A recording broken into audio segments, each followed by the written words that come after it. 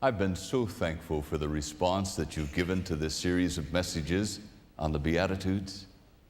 I felt that we've been one in a great adventure of trying to live one beatitude a week, a bite-sized spiritual meal that has enabled us to have sustenance and strength every day of the week.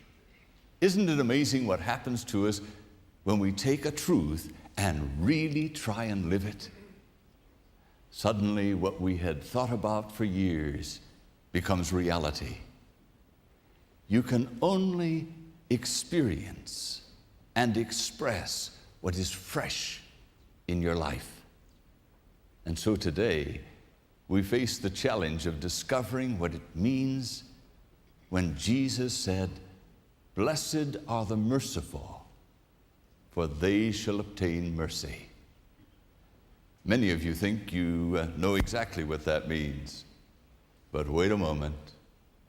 Jesus has a surprise for us. By way of introduction, let me remind you of Amos and Andy. Remember those days when Amos and Andy and radio kept America laughing with their rollicking stories and interaction with each other? But often after the laughing died down, the hook came in, and they had something more to say than just telling a story. Take this one for granted.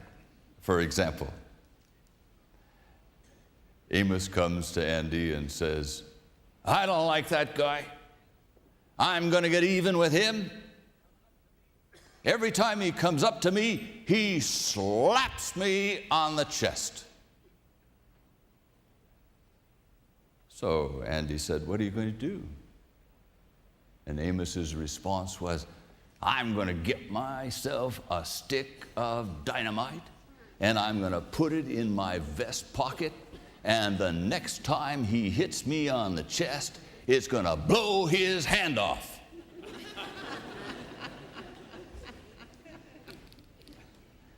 Something about getting even is that when we blow another person's hand off, we blow our own heart out.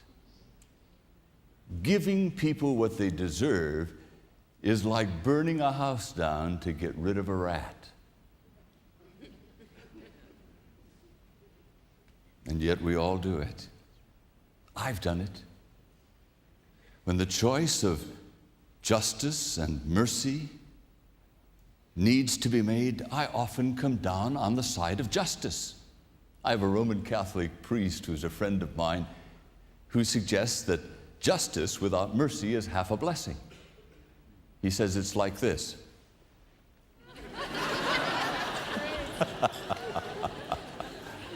We need more than that. We need the horizontal dimension of living out what God has given to us in Jesus Christ. When Jesus called us to express mercy and receive mercy, he called us into partnership with God. Blessed are the merciful, for they shall obtain mercy. Allow that to grip your imagination for just a moment. Do you realize what Jesus is saying? He's suggesting that the essential nature of God is going to be entrusted to you and to me to experience for our needs and then be channels to pass it on to others. Isn't that exciting? But Jesus knew that there was a problem in our spiritual plumbing. Often it gets clogged. And it needs his rotor-rooting spirit to break the clog so that what we have experienced can be expressed. Without passing on what we receive from him, eventually we get into a position of not being able to receive anymore. That's the essence of the unforgivable sin. It's saying no so long that you can't say yes. You actually drift into a place where spiritual truths become irrelevant and your life becomes irreverent. Have you ever had that happen to you? Now, I want you to get in touch for just a moment with the people to whom you'd like to give what they deserve. Let your mind go for just a minute. Christ gives you permission to do that. Think of those people who have hurt you, slapped you in the face, put you down, relegated you. I talked to a man who said, you know, it's a strange thing. I took care of a young executive. I helped him move up, and then he became one of the key executives of the firm. And when he had an opportunity to show the grace and care to me that I had given him, he didn't. There's nothing quite like giving people mercy and love and care and then not receiving it from them. Maybe you have a member of your family or a person among your friends, someone at work, someone in your church who needs your mercy. You see, mercy is to make a judgment and then set aside the judgment out of sheer grace. In the Old Testament, the meaning of the word mercy is chesed. Would you like to say that? Put your tongue right up on the top of your mouth and say, chesed. You did very well. The chesed love of God is that which is loyal to the covenant he has made. When God made a covenant with his people, he promised to be their God and that they would be his people and that he would care for them through the years. And even when he had to level judgment, as with the flood, at the end of it, he gave a manifestation of his gracious forgiveness, and there was the rainbow. And ever since that, God's rainbow has appeared in the sky as a reminder that he's loyal to his people. That's what mercy means. I cannot let you go. I cannot give you up. You are my people. Have you ever had God say that to you personally?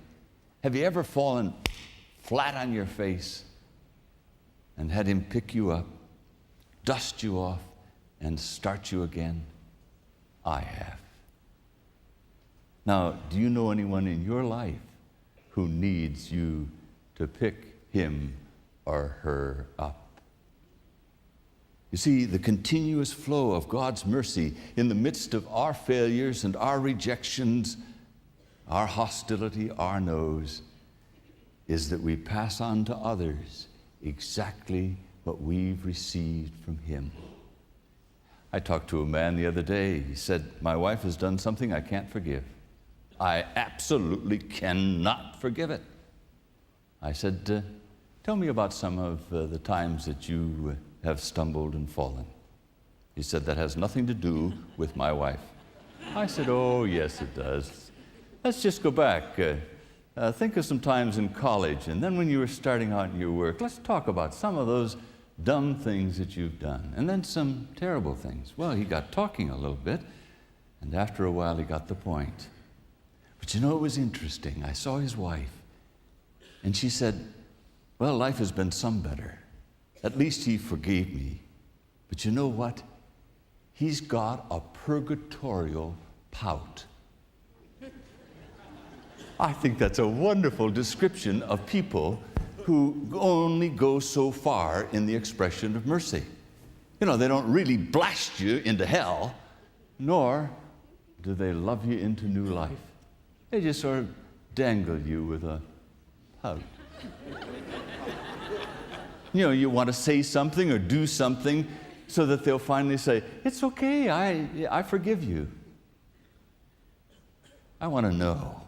Be honest with me for a moment as I try to be honest with myself.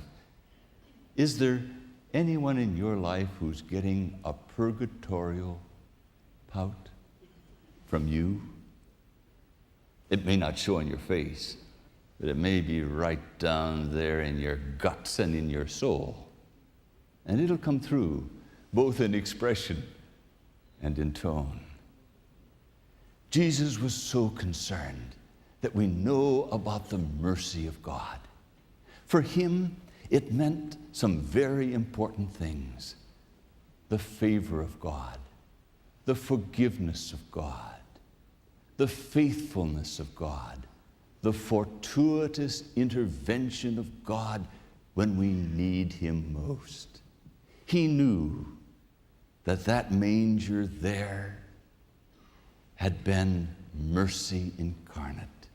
He knew that his life was the mercy of God on two legs walking. He knew he was headed toward a cross where that mercy would be imparted, where he would take the judgment of God on himself so that we might know mercy. You know, if mercy has no justice to it, it gets pretty sloppy. And so God didn't just wink at the sin of the world. He sent his own heart, the most precious person to him, his own son, that he might take it for us. Mercy. Oh, mercy. There's a rainbow over Calvary. And there's a rainbow over that open tomb. And there's a rainbow over Pentecost. And there's a rainbow over your life and mine. I'll never forget when I was traveling with my son Andrew in the island of Harris. We were going through a very narrow road, and suddenly we came around a turn, and there was the most magnificent rainbow we'd ever seen. And we stopped the car, stunned by its beauty, and then talked about how good God had been to us and how he had given us a relationship with a rainbow over it. Are you a rainbow Christian? Do you live with the mercy of the covenant? I wonder. I want to give you a gift. You can stay in bed every morning this week for 5 minutes. When you wake up, I want you to put your hands over the covers and put your hands out in front of you. And then think about the mercies of God. All the times that he's been merciful to you. And then I want you to remember the times when you were less than merciful to others. And at the conclusion of that brief moment before your feet hit the floor, give the day to be a merciful person. One of the greatest men who ever lived was Jeremiah. And he said, "This I will recall to mind, and therefore have hope. Through the mercies of God, we are not consumed. They are new every morning. Great is your faithfulness." The grace of our God loves us so much that he wants to impact us with his mercy so that we can go into the day as a merciful person. Don't give half a blessing. Give it all. Give yourself. For the times you haven't, there's mercy to you. And a new day filled with opportunities to be the mercy of God incarnate to others. What a great way to live. You know, this verse that I repeated from Lamentations, the 3rd chapter, had a great deal of meaning to Annie Johnson Flint. Now, you know my love for Annie Johnson Flint's poetry. She had a way of putting things that get right into my heart and express how I feel. You know that she was ill, crippled with arthritis, and they put pillows so that she could write. And when she read this verse by Jeremiah in Lamentations, she was stunned by it, overcome by it.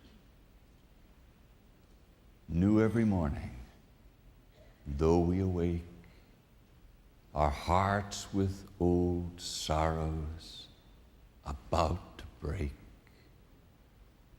with old tasks set aside by the night's staying hand, new tasks waiting, unknown and unplanned, old hurts persisting to vex, new problems arising, our minds to perplex.